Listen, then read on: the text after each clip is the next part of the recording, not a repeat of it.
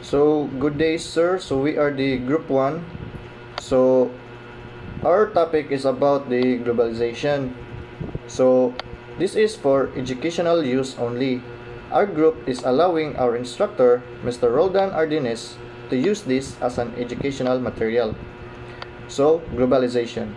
Globalization is a multi-phased phenomenon, encompasses various ideologies that shape its dimension.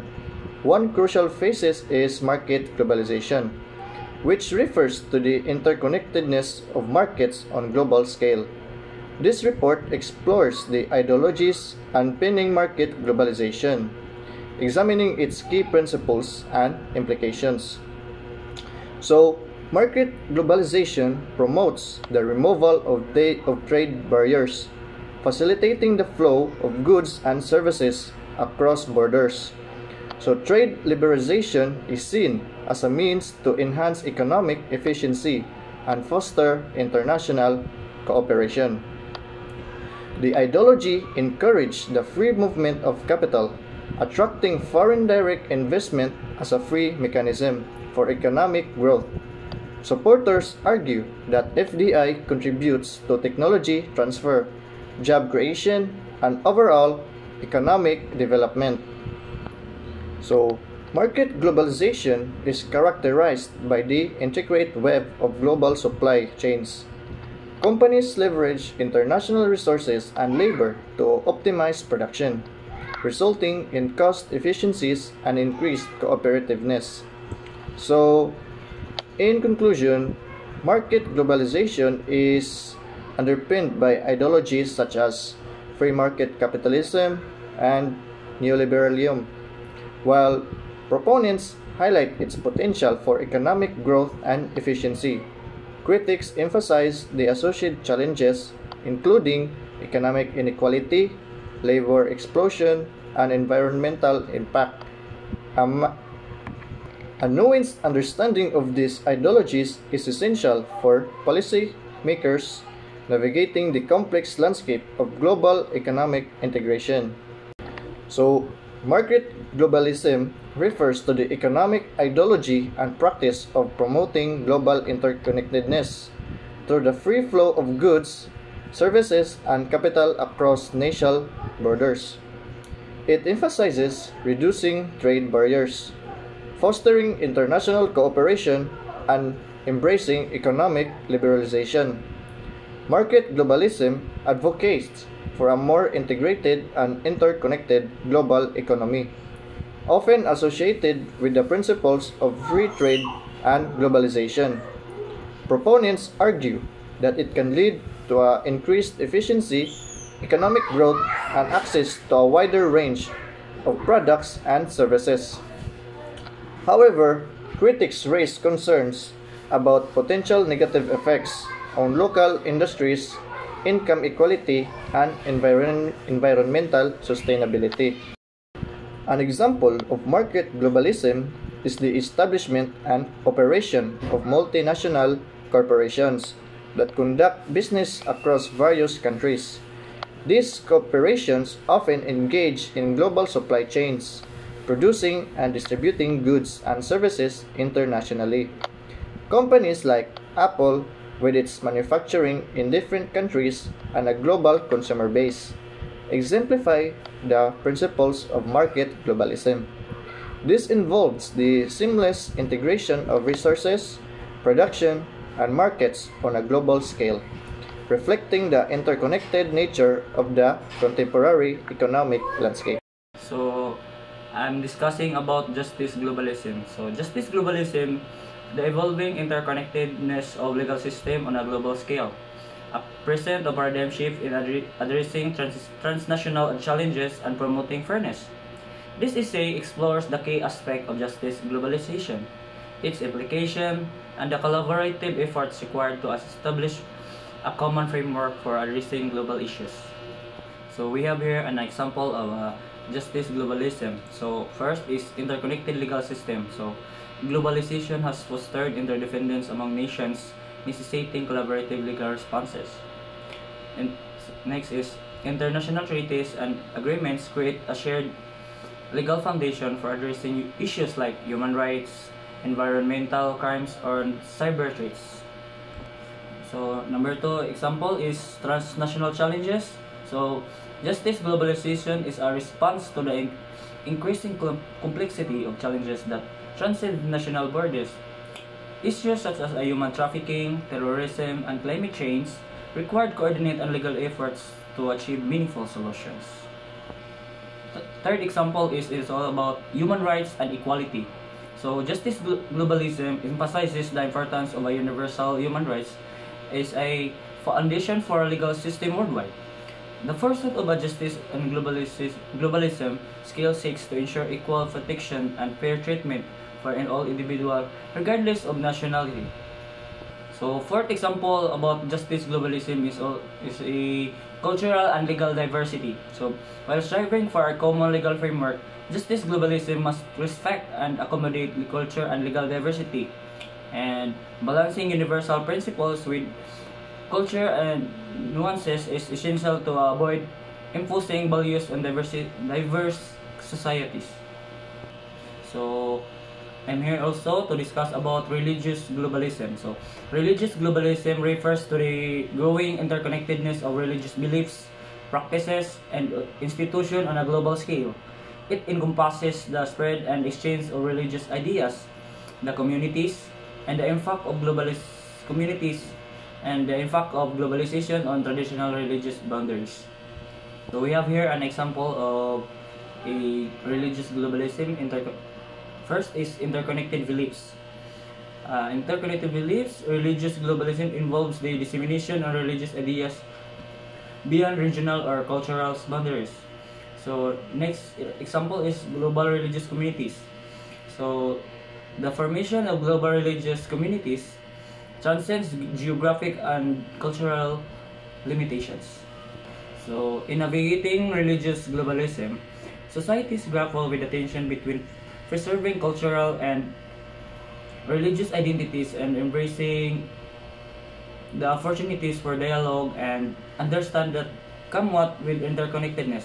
As the world becomes the more interconnected, religious globalism continues to shape the landscape of faith, challenging traditional boundaries and fostering new forms of religious expression and coexistence. Michael Frieden's sentiments, political ideologies display unique features and anchored in distinct conceptual morphologies or constructions. Frieden proposes three useful criteria for determining the degree of maturity that sets a full-blown ideology apart from a fleeting ideational cluster. First is its degree of uniqueness and complexity.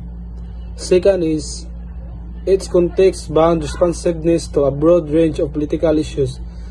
Third is its ability to produce effective claims in the form of conceptual change of the Constitution. So Frieden's article is commendable for a few reasons.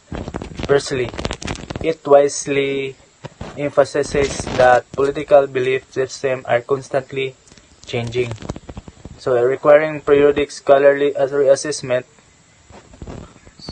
So secondly, it challenges analysts to reconsider outdated classification systems, urging a willingness to entertain the idea of significant ideological transformations.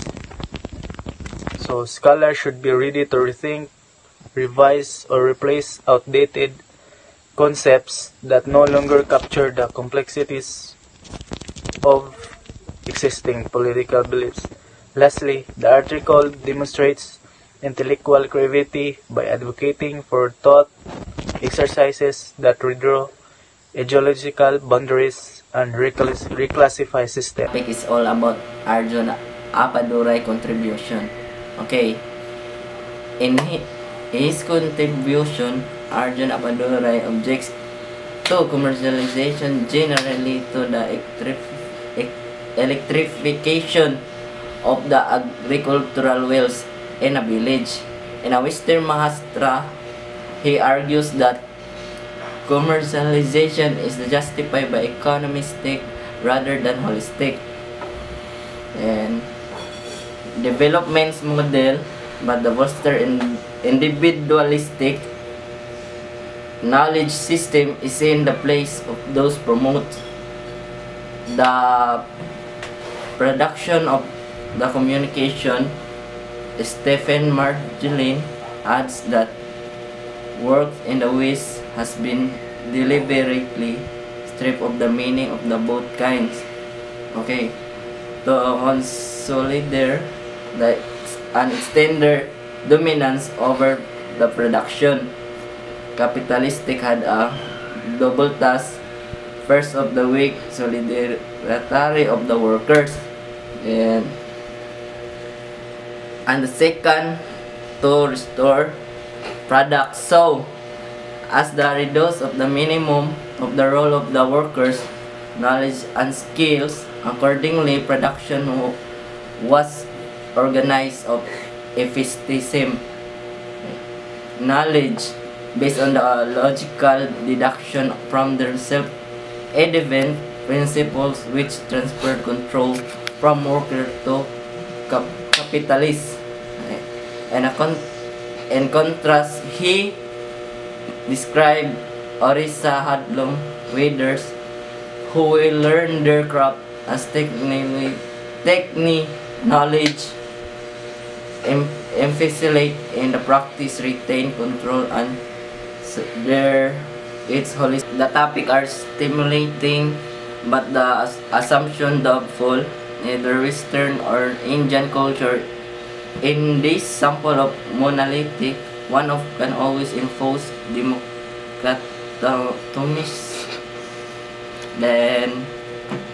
But the full range of the activity in a community, Indian or Western, always reveals the multiple and compatible frames of reference. The same applies to the community in which generates development project.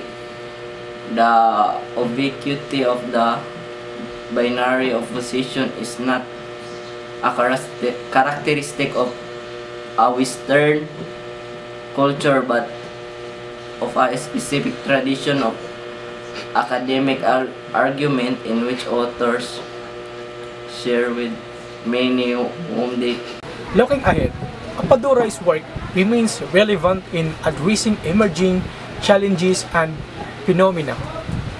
And the ongoing digital revolution and the proliferation of social media and the platforms we have that transform the dynamics of globalization, influencing how information and ideas circulate and how identities are constructed and negotiate to other country.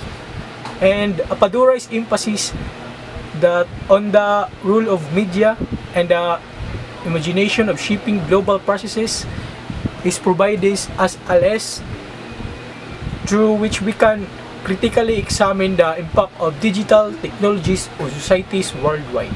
Furthermore, Apadurai's exploration of identity, information, and collective action in the context of globalization continues to be pertinent, and the rise of nationalist movements, cultural conflicts, and socio-political tensions underscores the need for understanding the complex of the interplay between global and local forces. By recognizing the agency of individuals and communities in navigating and reinterpreting global influences, we can gain insights into strategies for fostering and inclusive societies and promoting the dialogue across diverse cultural and social ideological boundaries. And overall, the importance of Arjun Apadurai's work, it lies in his ability to provide a critical and insightful analysis of globalization and the challenges of dominant narrative, and highlight that agency of individuals and communities and bridge that the gap between academic research and real-world issues by offering a more or comprehensive and exclusive understanding of globalization, and his work was contribute to fostering dialogue, promoting to the cultural diversity, and it is also addressing the complex challenges of our interactive world. My topic is all about the skills of globalization, like techno, ethno, and media, and etc. So I chose ethnoscape. This refers to the movement of people across borders, including migrants, tourists, refugees, and workers. Ethnoscapes highlights the changing nature of identities in a globalized world as individual form of multicultural and transnational affiliation. The movement of people contributes to the diversity of societies and the blending of cultural practices. And also, technoscape. Technoscape is involved the flow of technology, information, and communication across the globe. This scape highlights the impact of technological advancement on global connectivity, enabling instant communication and collaboration, and also the sharing of ideas. Technoscape play a crucial role in shaping how individuals and societies interact with each other and with the world at large. Technoscape encompasses the movement of technologies, information, and expertise across national borders and the ways in which they shape contemporary life. So first is a global movement of technology. Technoscape refer to the transnational flow of physical technologies such as machinery and infrastructure and electronic devices, as well as the dissemination of technological knowledge. And number two is information and communication technologies. So Technoscape encompass the proliferation and diffusion of information and communication technologies, including the internet, mobile phones, social media platforms, and digital networks. And the last is innovation and technological development. So technoscapes reflect the process of innovation, invention, and technological advancement occurring in different parts of the world, and they highlights the interconnectedness of research and development efforts, scientific collaboration, and knowledge production across diverse and geographical and cultural contexts. And my topic is all about scales of globalization. So number one is Eduscape. Eduscape encompass the spread of ideologies, political ideas, religion beliefs, and cultural values across the world. This scape highlights how ideas and belief systems are transmitted through various channels, influencing political movements, social norms, and cultural practices. Ideological globalization can lead to both convergence and conflict between different belief systems. So, number two is mediascapes. Mediascapes pertain to the distribution of media image, narratives, and cultural product worldwide. This scape underscore the influence of media in shaping perception, values, and cultural exchanges across borders. The proliferation of digital media platforms has accelerated the dissemination of information and entertainment, transcending geographical boundaries. So the number three is Finanscape. Finanscape involves the global movement of capital, investment, and financial system This scheme illustrates how economic processes and financial institutions transcend national borders, impacting economies and societies on a global scale. So, financial globalization has implication for economic stability, inequality, and the interdependence of economies.